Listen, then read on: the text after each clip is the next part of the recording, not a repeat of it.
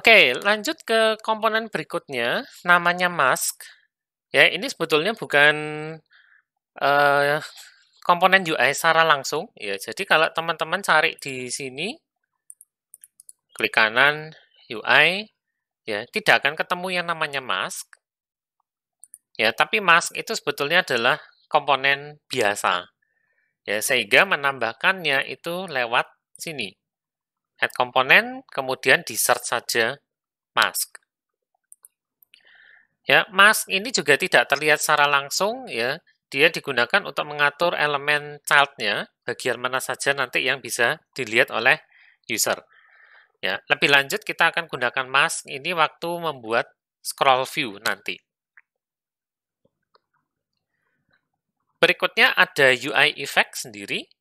Ya, ini juga komponen.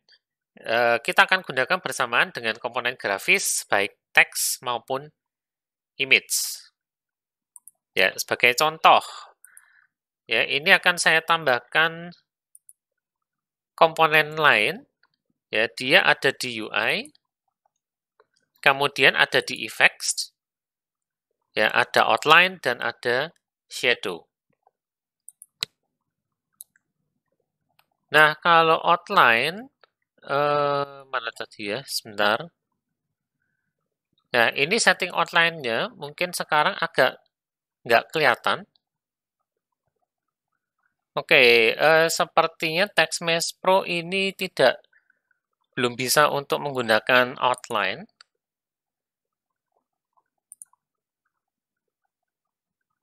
Ya, untuk saat ini sepertinya belum bisa outline. Saya akan coba menggunakan teks tradisional dulu ya. Teks, saya akan ganti warnanya juga menjadi putih biar kelihatan. Ya, atau kuning deh, sama aja. 20. Lalu ini saya akan tambahkan tadi, UI, effects, outline. Nah, bisa kelihatan ya. Di sekelilingnya ada outline-nya sekarang, bisa diganti warna. Misalnya saya ganti warna biru. Ya, jadi seperti itu. Kemudian ini mengatur jaraknya. Jadi kalau jaraknya saya tinggikan seperti ini, sebetulnya outline itu diciptakan dengan menambahkan atau menduplikasi 2 kali ya, terus diatur sedemikian rupa sehingga kelihatan seperti ini.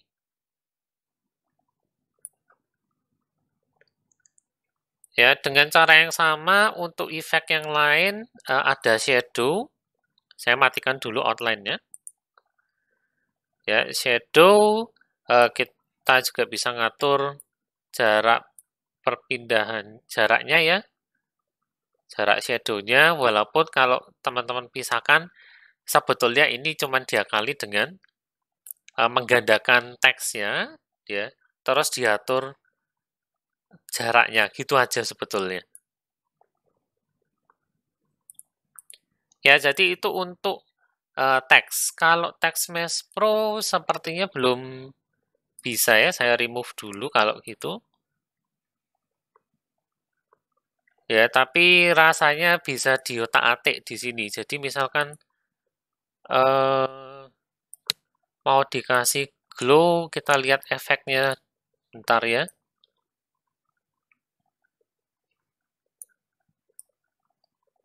Nah, itu dia. Ya, ternyata untuk TextMesh Pro ya, efek outline itu sudah ada ya, sudah ada sendiri di sini.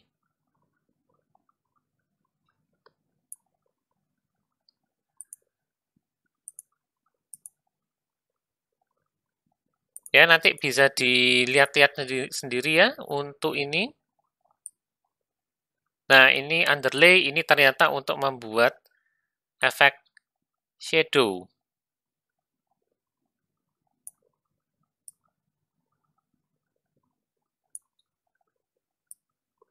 Ya, bisa seperti ini ternyata. Ya, sudah built-in di TextMesh Pro-nya sendiri.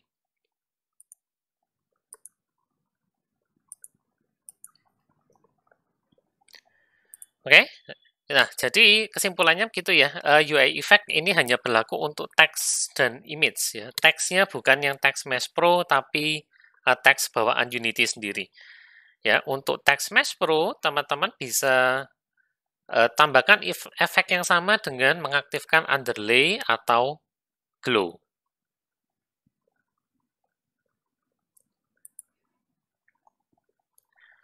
Oke, nah komponen visual berikutnya adalah panel. Ini sebetulnya bukan benar-benar komponen terpisah sih ya. Ini sebetulnya hanya sebuah image yang diberi background standar, ukuran defaultnya itu sama dengan kanvas. Ya, tapi tidak usah khawatir, background dan ukurannya itu bisa diubah sesuai dengan kebutuhan. Ya, jadi misalkan kalau ini tidak kelihatan, saya bisa tambahkan sebuah panel terlebih dahulu, UI, kemudian panel, ya, maka Unity akan memberikan sebuah panel ya, seolah-olah ini adalah sebuah komponen visual tersendiri ya. Tapi kalau teman-teman lihat, sebetulnya ini adalah sebuah shortcut ya, dengan ada komponen image gitu aja di sini. Ya, berikutnya kalau ukurannya mau diganti bisa. Ya, tapi saya akan ganti background-nya dulu ya. Dan ini semua akan saya masukkan sebagai childnya dari panel ya, supaya nggak terbalik. Ya, kalau tadi image-nya ini ketutupan sama panel, ya. Tapi kalau saya jadikan child dari panel, maka sekarang image dan kawan-kawannya ini muncul di atasnya panel. Ya, kalau mau mengganti gambarnya bisa. Ya, gunakan gambar apapun yang sudah disiapkan. Misalkan saya pakai Shortbox kemarin ya, ini kebetulan juga sudah di 9 slice. Dan dia juga minta image type-nya yang sliced ya. Nah, misalnya jadi seperti ini. Kalau dirasa kurang opaque ya, kurang kelihatan, maka alfanya aja dinaikkan.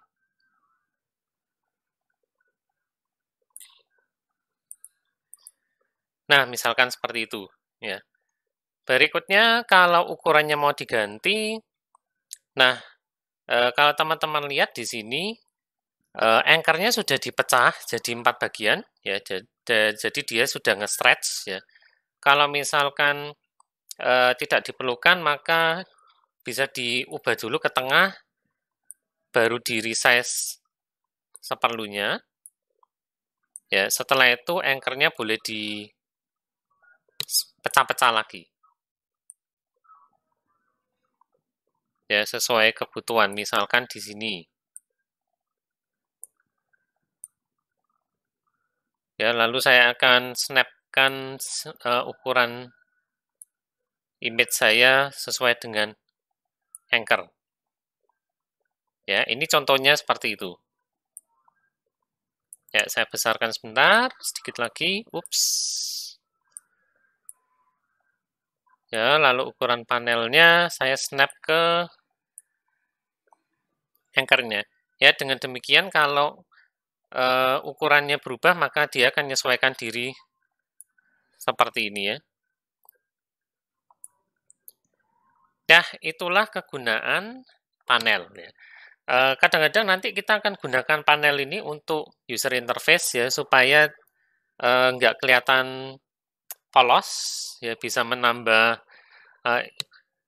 ketertarikan tersendiri secara visual ya bagi komponen user interface kita. Nah, itu aja untuk komponen-komponennya secara visual ya. Jadi, kalau teman-teman ngikutin video ini dari awal sampai akhir, maka kita sudah mempelajari tentang teks dan versi Text Mesh Pro-nya, ya, kemudian mempelajari image, dan ada mask, UI effect, serta ada juga untuk panel. Ya, berikutnya kita akan melihat beberapa komponen interaktif ya. Tetap simak terus di video selanjutnya ya.